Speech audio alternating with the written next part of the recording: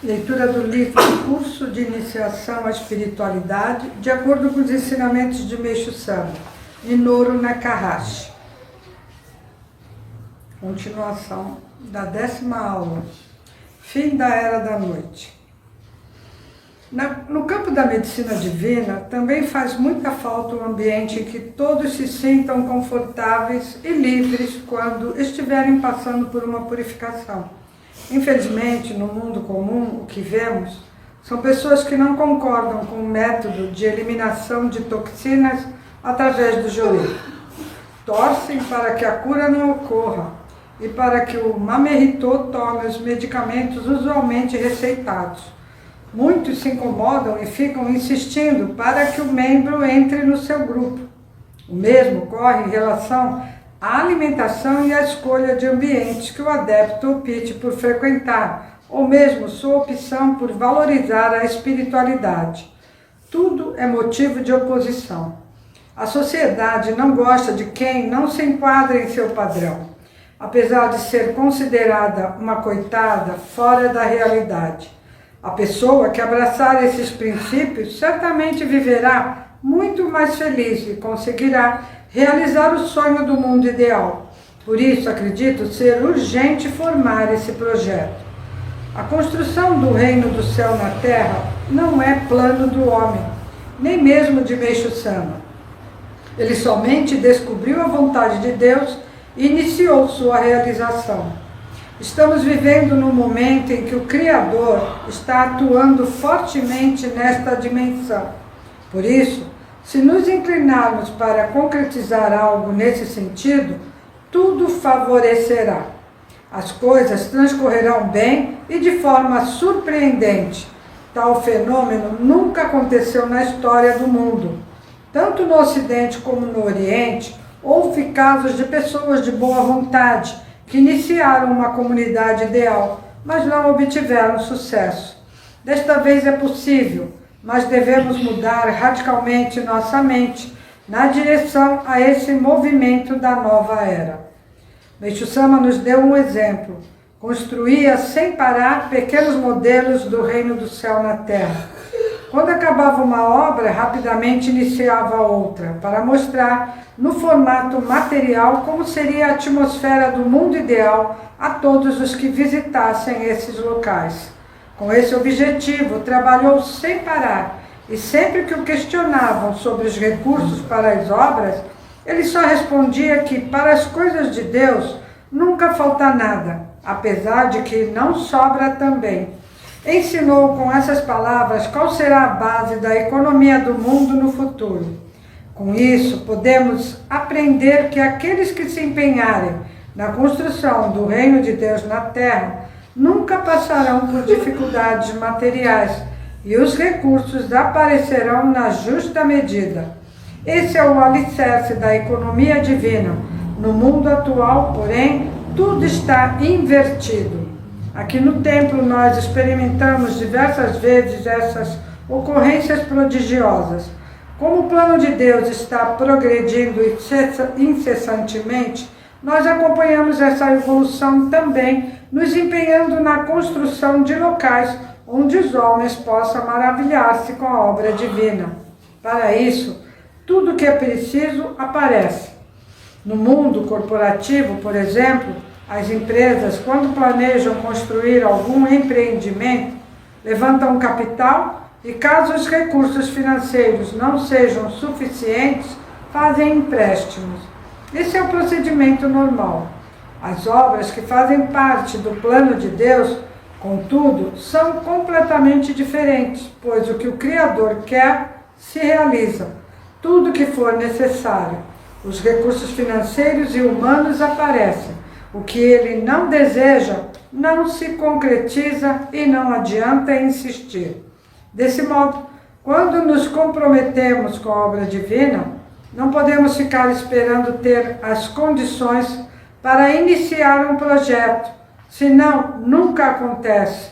É preciso acreditar e empenhar-se corretamente, pois assim tudo se realiza. Se olharmos pelo ponto de vista empresarial, essa determinação pode parecer insana, mas o plano de Deus É uma loucura que, entretanto, é mais certa do que a lógica humana. Em Santa Catarina, estamos projetando algo muito grandioso sem termos nenhum recurso material, mas sabemos que dará certo no tempo de Deus. Ele enviará tudo o que for necessário, sem excedente algum. O ser humano sempre se preocupa com o dia seguinte, se ele terá uma reserva, mas quando estamos dedicando para Deus, o dia de amanhã pertence ao Pai Criador. É claro que para alcançarmos esse nível de confiança, devemos viver várias experiências.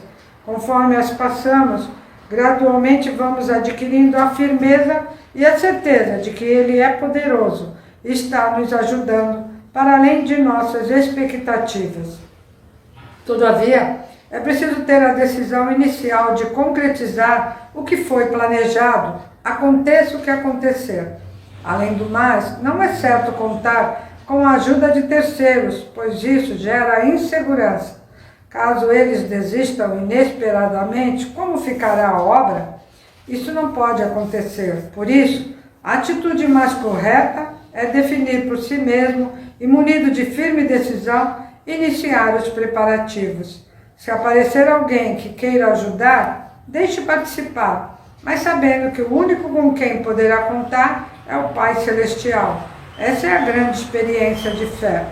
Quando alcançarmos esse nível de confiança, Deus também passa a acreditar em nós. Mas a base para essa credibilidade está em nosso propósito, qual seja, o de querer ajudar a humanidade. Senão o Criador não poderá nos auxiliar. Como no exemplo dos vegetais cultivados para serem oferecidos nas cerimônias aqui no templo, primeiramente devemos priorizar Deus, porque dessa forma o Espírito Divino da natureza retribui colaborando na boa produção.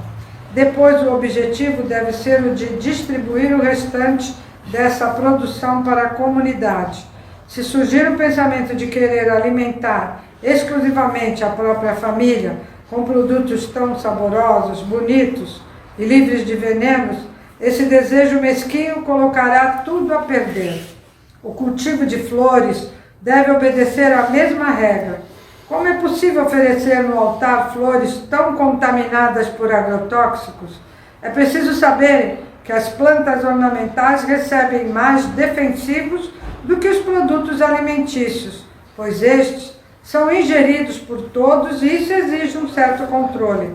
Precisamos despertar para a necessidade de plantar as flores que serão oferecidas no altar. Se não fizermos nada, é o mesmo que não termos um objetivo, uma filosofia que nos guie em nosso trajeto. Além disso, não representa um sentimento de gratidão autêntico. No aspecto financeiro, se uma comunidade tiver esse propósito maior, acredito que não haverá problema algum, desde que cada um trabalhe para oferecer o melhor para Deus na construção dessas obras devotadas à expansão da luz de Canon. Sabemos que para isso as pessoas precisarão ganhar muito dinheiro, pois são necessários muitos recursos. Todavia, estes não devem ser destinados à vida particular de quem quer que seja, e sim para oferecer ao Pai Criador. Isso fortalecerá a comunidade, pois Deus cuidará dela. Mas é preciso firmeza nesse ideal, pois se os membros começarem a pensar no próprio conforto em primeiro lugar, deixará de haver adequação à lógica divina para que o céu possa ajudá-los. Tal lógica reside na predisposição de o ser humano servir a causa maior. Assim, ao querer defender sua causa particular, a pessoa está, na verdade, perdendo uma grande oportunidade. Mas é preciso saber que não existe nenhuma obrigação de participar. Só deve se engajar quem sentir o mesmo ideal em seu íntimo. Do contrário, não é possível tocar o coração de Deus. Ademais, tentar negociar com o Criador na tentativa de obter vantagens ao se tornar um colaborador também está errado. Somente o ser humano pensa assim: eu vou ajudar você, mas esperarei que me ajude de volta. Isso é uma negociação. O Criador distingue aquele que dedica do fundo de sua alma, daquele que o faz por interesse, e aos que são sinceros e devotados, destina bênçãos infinitas e tesouros eternos. As pessoas se preocupam com tudo porque não estão dedicando na causa maior, a da construção do reino do céu na terra. Assim precisam planejar e labutar, pois não levam em conta o grande plano divino. Não passam por suas mentes quais são os desígnios do alto e o que alegra o coração do Pai Celestial. Mas quando o homem desperta para esse sentimento, toca profundamente o coração do Criador. Mesmo ele sendo invisível, quando agimos de acordo com a vontade divina, nos sentimos muito bem, porque ele retribui esse sentimento. Portanto, gostaria que todos amadurecessem essa ideia no coração, neste período de transição para a era do dia. Obrigada.